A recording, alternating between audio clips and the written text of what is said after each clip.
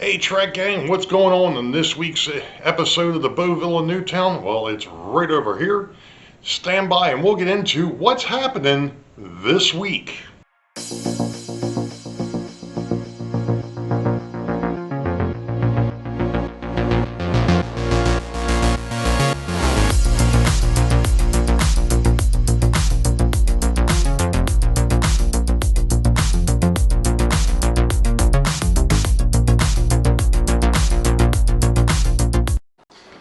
Well, hello Track Gang, and welcome to episode 16 for 2025. It happens to be May the 4th.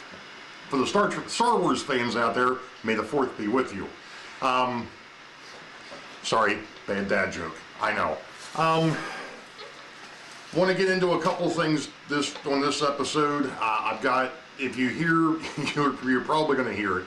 I've got the 3D printer going in the background, and that is because it's something I'm going to show you a little bit later, but anybody who's followed the channel for since the beginning, I had a old IHC, International Hobby Corps, transformer kit.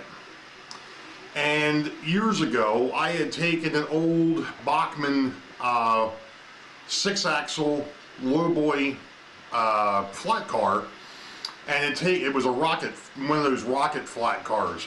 I took the rocket thing off of it because obviously it's not very realistic to have a rocket launcher on a flat car. So didn't get rid of it. I just took that off, and I went ahead and took that transformer kit and put that on that flat car. Well, I just happened to think that I was like, you know what? That would look really good running behind the new lowboy that I just printed out, the 8-axle one, which I just got finished repairing. Just for the sake of having two transformer flat cars.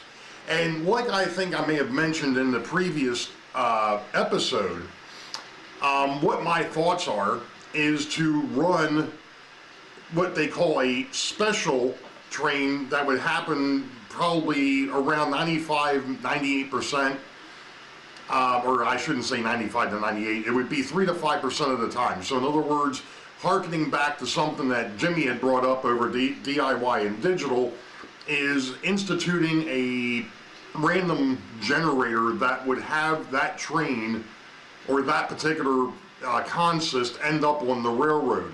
As we all know, those that really follow the prototypes, I'm not one of them, but I think that this will add some operating interest to the railroad. Not that it's already interesting as it is, but when you're hauling a heavy load like that, you're restricted to speed, and you're also restricted to how long the train can be, and so on and so forth. So what my thoughts were, because I've got some extra flat cars, was to have a locomotive, probably one of the bigger ones, or a double, you know, one of the AB units or the GP40s, having those pull that particular consist. And what it would be locomotive, flat car, transformer car, flat car, transformer car, flat car, caboose. So it would be a total of 5 cars, or 5 pieces of rolling stock, along with those 2 transformer cars, because they're oversized and heavy. That's what the thought process is. As I stated when I started this, I just got finished making a repair to the new flat car, the 8-axle, because one of the things that I found was, the other day I was showing it to a couple of fellows at work, and one of the truck pieces fell off, and I realized what had happened is the screws that I had were too short. That was problem 1. Problem 2, they weren't shoulder screws. In other words, they didn't have that gap on them where, you know, you have the thread, then it stops before it gets to the head of the screw. I don't have any of those shoulder screws, but I did find a 3/8 inch screw that worked out better. It's longer, it gets into the car, it holds better. So I've actually weighted that thing to about 6 ounces, which is probably still a bit light by NMRA standard, but it's heavy enough for what I want to do. And then I happen to think, I've got that other low boy sitting back at the workbench because I was working on it. And was like, okay, great. Well, let me go back here and see if I can toss that sucker back together real quick and see if we can run this consist across the railroad. Well, the reason why I took it apart is because it was that old olive drab green. And it really to me, didn't look realistic.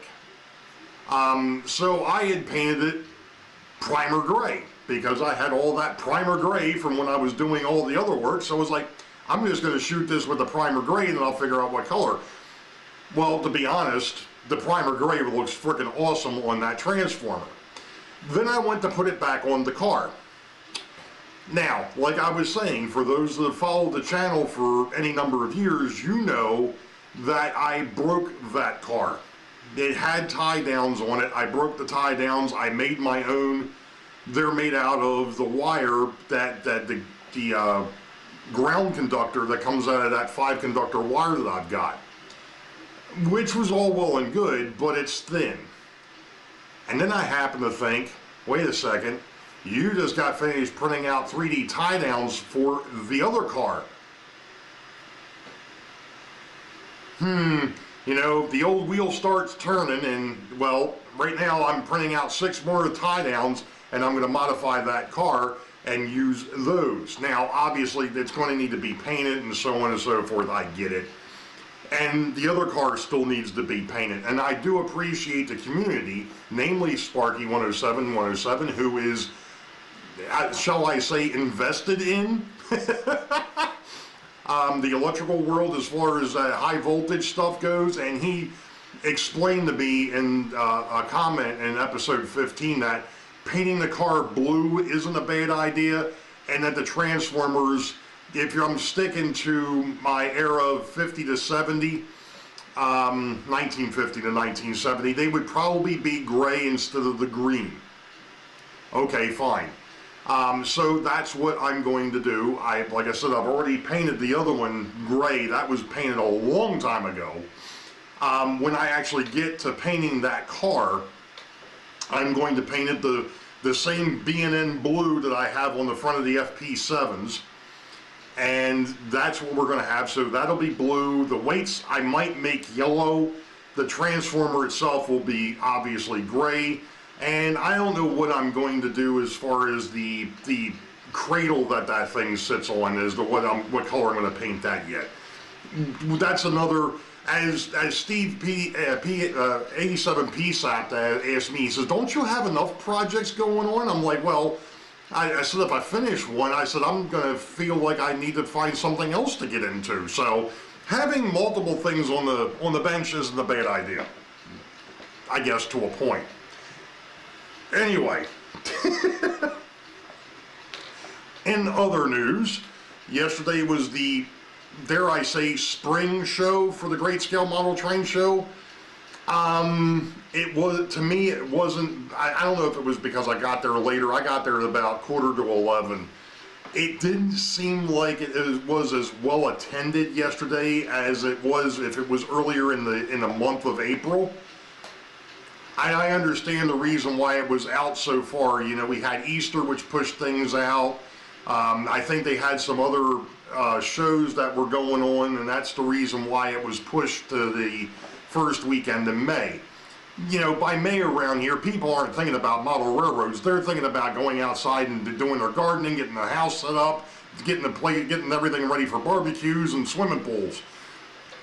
I've got a barbecue. I don't have a swimming pool, and I'm not putting one in. Any rate, so I was there yesterday, ran into Anthony from the Georgia Sunbelt, Joe Rader from the Black Rock Central, Keith Paysinger, CAMP, also the Northeast Corridor Historical Society. Saw Steve the Plumber, it was good to catch up with him again. Saw Sean from Dackman Productions, he was there. Nick from Nick's Crossings was over there as well. He was actually operating or running one of the O-gauge layouts. Let's see, also ran into Ted Heimball, not on YouTube, but if you follow my Friends of the Boeville Newtown on Facebook, He does post up a lot of stuff in there. He has a Western Maryland layout, and one of these days, dude, you and I need to exchange numbers or something so we can catch up, so I can come see that thing. And that way you can come up here and take a look at this monster. We keep talking about it. We have yet to do it. Of course, again, it took, what, Joe Rader and I 3.5 years before we finally... and Rodney, if you're watching, sorry I haven't gotten back in touch with you. It has been ridiculous. I'll explain some other things that are going on here. Any rate, went to the train show. No expectations. Just wanted to go in there, catch up with some folks, see the layout, so on and so forth. There is going to be some pictures towards the end here too. I did catch a couple of really, really neat things yesterday. Anyway, again, no expectations. Right? Yeah, well, the first freaking table I hit, AHM stuff, 4 for $10. Of course, everybody's already laughing. AHM, really? Come on. Well, the thing of it is, I wasn't going to buy anything. I wasn't in the market to buy anything. Kind of like it's kind of like Joe Rader. Apparently, he really wasn't in a market for anything, but he ended up with some stuff. I've got a Louisville and Nashville S3, I think it is. It's the Atlas Kato, and I don't have a caboose for it. And I haven't had a caboose for it, and it was one of the ones that, I'm sorry, I'm trying to get a sticker off of it. It was one of the ones that I needed, and lo and behold, the first freaking box that I look into sits this dude. And I'm like, okay, well, I'm not going to pay $3 for one piece. So I started looking through the rest of the box. Well, what we came across is a... Oh, I thought this was Michigan. It's not. It's New York Central. It's a refrigerator car. Can't have enough refrigerator cars. And then, of course, now the one, actually both of the both of the unit trains are gonna increase by a car, because I picked up another. The light on here is just killing this. I picked up another tank car. This is Frontier Chemical. This was a unique looking car. I was like, that's really cool looking. I have got to add that to the collection. And then the last thing, and of course I realized it, and when I was showing Anthony and Joe, this thing's got operating doors on it, and I'm not sure exactly how this thing is supposed to freaking work, but we'll figure it out. But I have got myself a Boston and Maine 70 or 50-ton hopper. That's always a nice addition. Now I've got 4 extra coal cars or hopper cars that I can run in. As we mentioned before, I didn't want that hopper train to get as long as it's gotten. So I picked up, what was it, the other show, I picked up 3 cars because I didn't have them. Or no, I picked them up, I'm sorry, I picked them up from Ronover, classic model trains. And I didn't have any of this, so I added those to the collection, and now I've got another one. So now I've got 4 cars that I can kind of rotate. The whole thought process is going to be that coal unit train is going to be rotating in those cars through. So these here, the extra 4 now, will be added to the normal through freights, just as a, you know, as a go through. They might be feeding some small power plant or something like that, where the big train is actually feeding, you know, a steel mill or something of that nature. So that's kind of the thought process behind that. But at any rate, let's go ahead, stop here for a minute, and I'll take you back to the bench and I'll show you what's going on. Okay, so here is B&N Railroad number 12. And as you can see, I've still got the wire on here from when I took the transformer off. I need to pull the deck back up, and I'm going to have to drill into it to be able to put those 3D printed tie downs on there, so I can put this guy back on. Now, I'll have to look. I know I've got it, and it might actually be down here, come to think of it.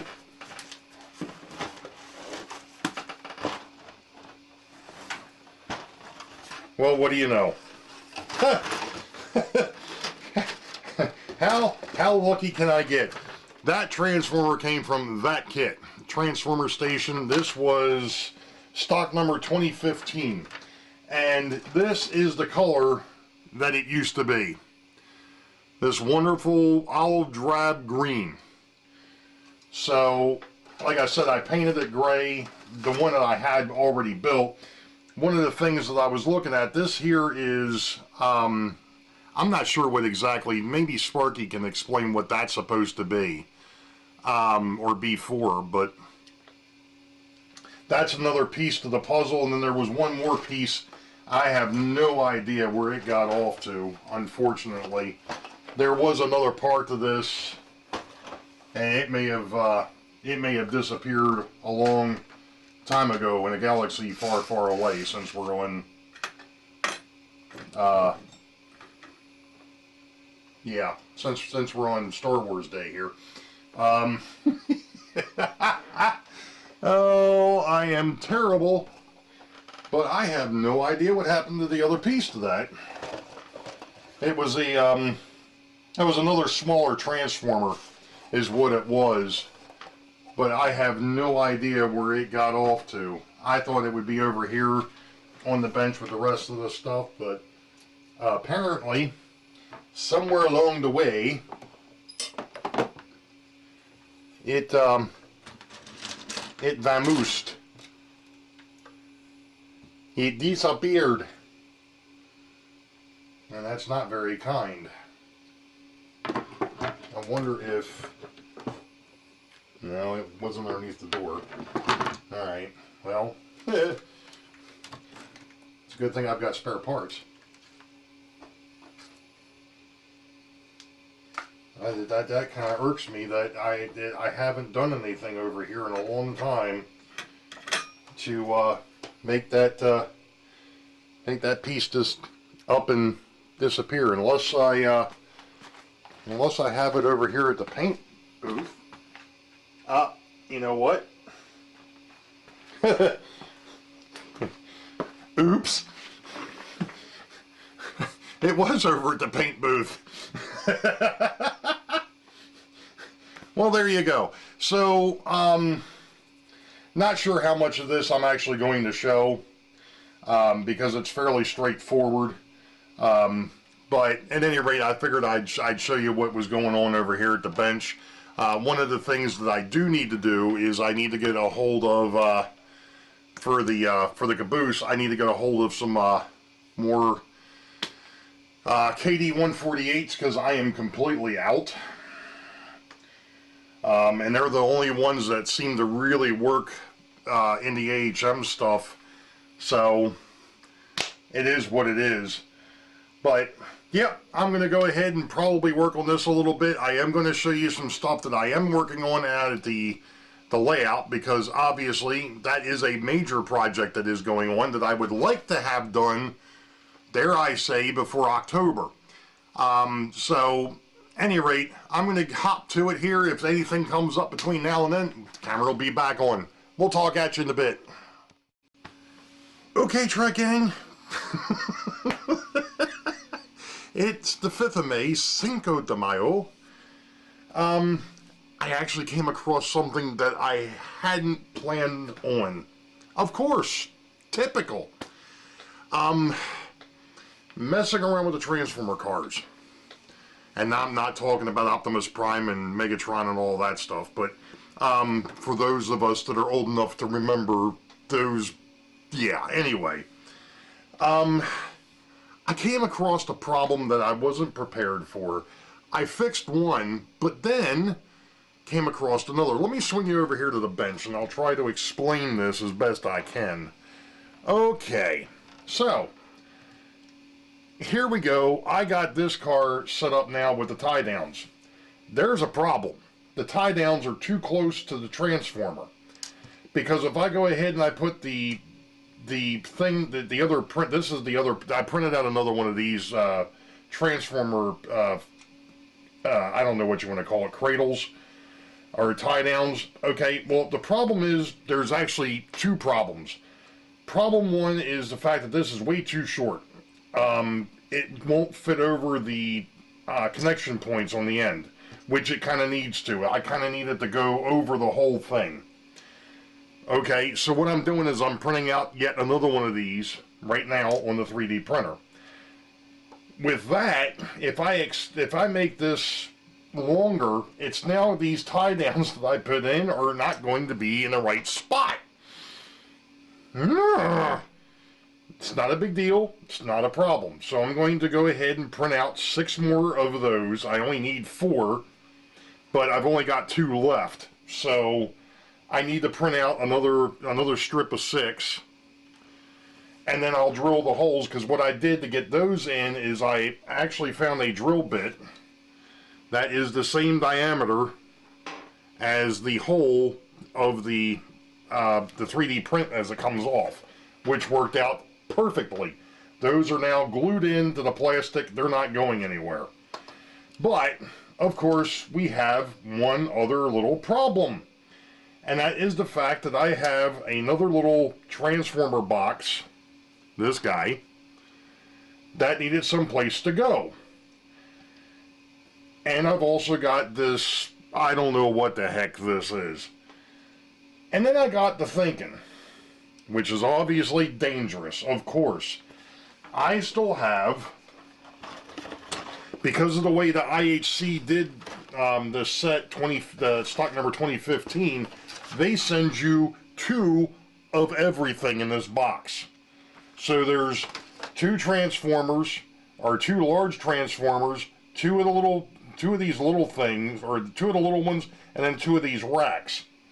Now, and I just noticed how they've got this one sitting on this flat car, which I don't like. I kind of like what my other idea is. So what I did, what did I do? I actually, of course, this is one of the cars that Santa Fe Bob sent me. It was originally a piggyback car. It's no longer going to be a piggyback car. This is actually B&N Railroad number 11. And this one here was already numbered as B&N number 12. Now, obviously, there's no other reporting marks or anything like that on there. The only thing there is right now is a car number. Eventually, I will get all the other stuff on these cars.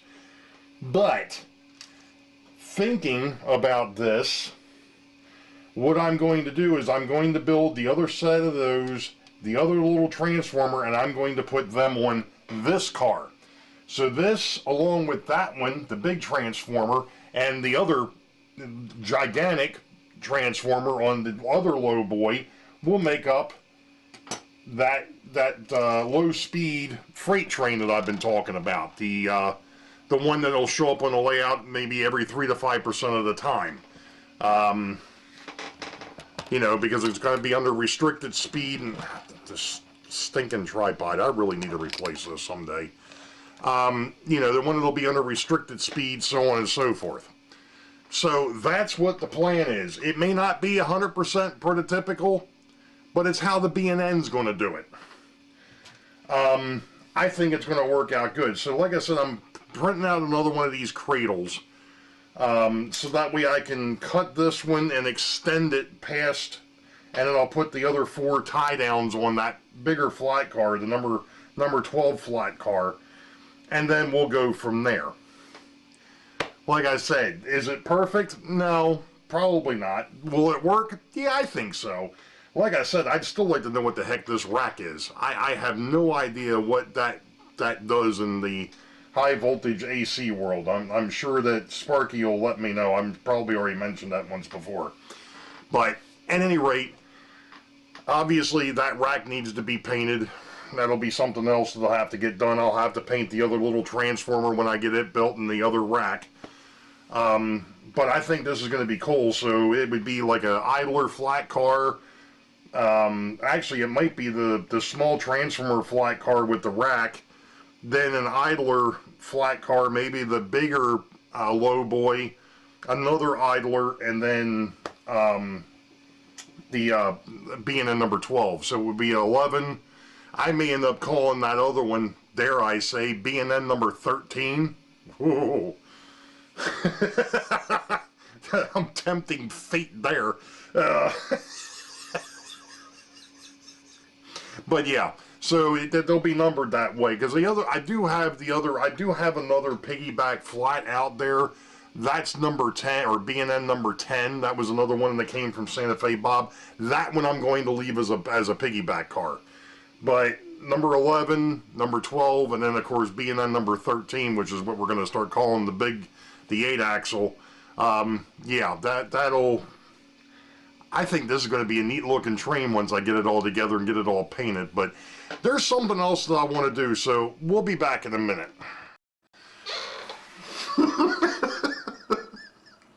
Alright folks, well, didn't get as far as I wanted to. Obviously I had some things come up, which always happens, it's life.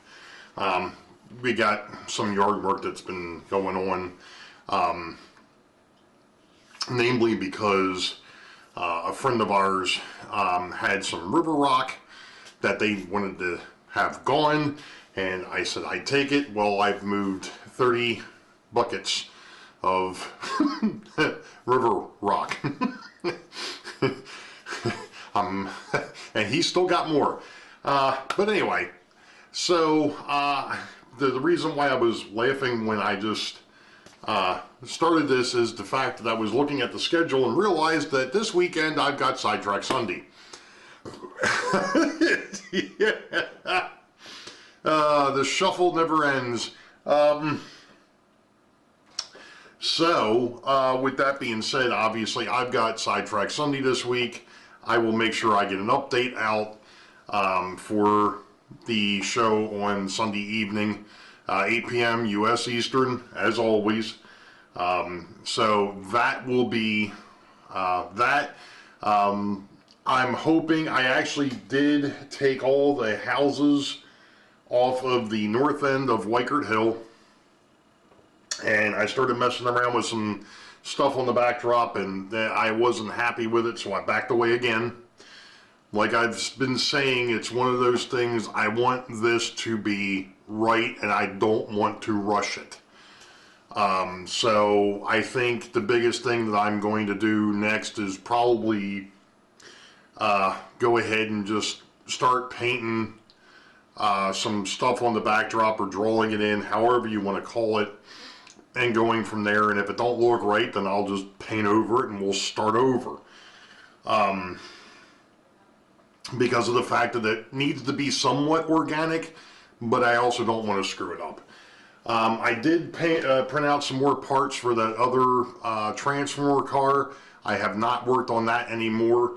And I just realized as I'm sitting here looking across at my old desk, and I realized that I still have all the locomotive cards and all of the caboose cards still sitting over here off to the side that need to be reworked so that they'll fit into the new boxes that I printed out.